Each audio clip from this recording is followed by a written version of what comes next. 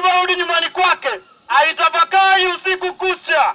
Asubuhi alipokuja katika mkutano wa bunge, aliwaambia wabunge wa Jamhuri ya Muungano wa Tanzania kwamba baada ya kutafakari, nimeamua kujiondoa katika nafasi yangu ya waziri mkuu kwa sababu nimejiona sitoshi.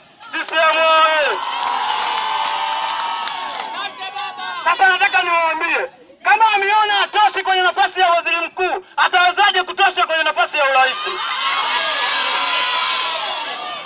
Ndio maana nawaambia wananchi wa kata ya Nyangamala, nimebeba dhamana ya wananchi wazalendo katika nchi hii, kwa sababu siku zote duniani kiongozi mbovu, mwizi na fisadi anachaguliwa tu pale inapotokea watu wenye uzalendo na nchi yao wanapoacha kwenda kupiga kura. Kwa hiyo ninawaomba sana, itakapofika tarehe 25, wazalendo wa nchi, twendeni tukamzuia Lowassa asiwe rais wa nchi, tukamchagua John Pombe Magufuli.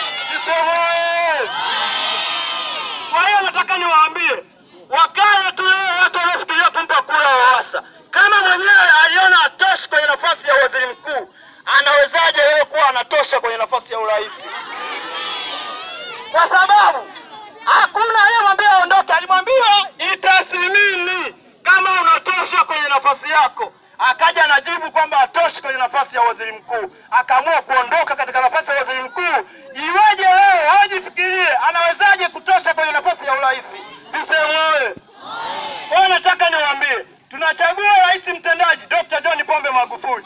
Tunachagua Nape Moses Nnauye kuwa mbunge wa jimbo hili, mbunge ambaye kila mtu anajua Nape ana unafiki, Nape ni jasiri, Nape ambaye hapendi uzembe. Tunakwenda kuleta maendeleo katika jimbo hili. Nape mara nyingi nimekuwa nikiongelea, anaambia Mike, nataka kuhakikisha jimbo la Mtama linakuwa jimbo la mfano kwa wabunge